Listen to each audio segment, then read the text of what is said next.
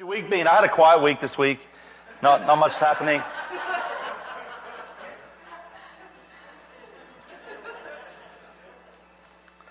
On Friday evening, actually not on Friday evening, on Thursday. I don't know, sometime. I got asked to go be a part of a prophetic conference call. And I was like, okay. And there's people from all over the world, that believe in prophecy. And they actually asked me to come on and speak about America. And I'm like, okay, I'm Australian, but all right, whatever. I live here, so that's an upside. And I didn't know what I was going to say on this thing. And in preparation for it, one of the days this week, we drove into the city to drop off some clothes that were donated to us to give to Bowery Mission, which is a ministry to the homeless in Manhattan. And so as we were driving in, I don't know if you know, when you drive into the Midtown Tunnel, there's like these big gold walls. And on one of those walls, it says, E pluribus unum. And I felt that it kind of jumped off the wall at me. I felt like God was speaking to me through that. And so from that, I don't know how it works for you, how you hear from God, but for me, when I hear from God, it's normally just an idea or just a word or just a simple phrase that then God presents a whole message for. It's like a jack in the box. The box comes and then something comes out of it. So as I started to reflect on that, what that saying means is out of many, one. And my fear is that for America right now, it's not out of many one, it's out of many two. I'm concerned about what I see in this nation and the disunity, that it's almost like we've become two separate countries. And any kingdom that's divided against itself cannot stand. That's what Jesus said. So my heart and my prayer is that at this time, how do we address the disunity that we see? Because we see it in the world, but you know what? I see it in the church. I see it in the church that all of a sudden we're having to pick a team.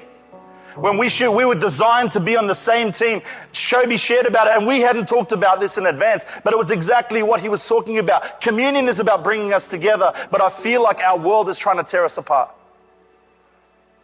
We are not for a man. We are not for a political party. We are for Jesus.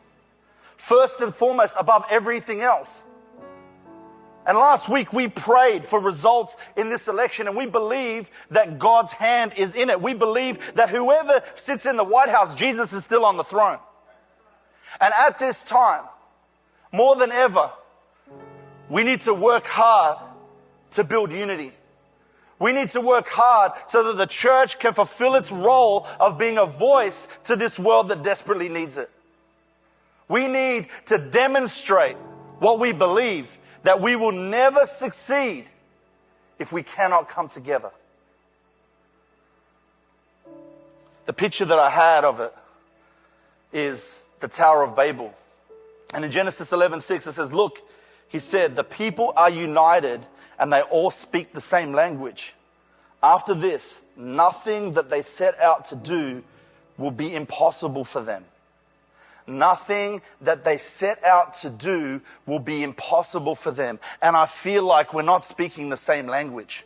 That when I have conversations with people and when people talk to each other, we're talking but we're not understanding. We're giving words but people aren't getting it. And so the answer is not in a political party, it's in the principalities and powers that seek to destroy us. And so we as the people of God at this time need to fight for unity more than ever. This was key to Jesus and his ministry, what he was about. In John 17, he says this, my prayer is not for them alone. I pray also for those who believe in me through their message. This is Jesus praying about the disciples and through the disciples praying for us. That all of them may be one. Father, just as you are in me and I am in you, may they also be in us, so that the world may believe that you have sent me. I have given them the glory that you gave me, that they may be one as we are. There are many different reasons that we can be divided. But there's one more powerful than all of them, and it's Jesus. That Jesus unites us, Jesus brings us together, and as the church at this time, we need to put away the things that the discord that we've allowed to creep in, that we see people on the other side as our enemy. We are not each other's enemy. We are our family. And we are called at this time to be a representation of Jesus to our world. And my prayer is that before we go out and tell the world how to live, we get our own house in order.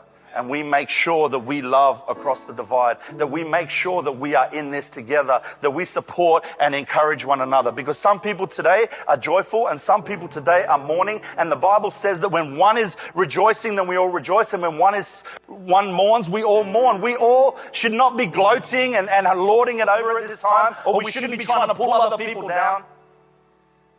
We're in this together. And whatever we face, we're going to face it together, because God is with us. And if He is with us, if He is for us, who can stand against us? And at this time, the church needs to rise up in no matter what the circumstances. I'm going to talk about Ezekiel today. And if we think we have problems in America right now, in the context of things, Ezekiel was taken from his home, his city destroyed. So in the midst of that context, they can still worship. If we can't worship because of who won an election, there's something wrong.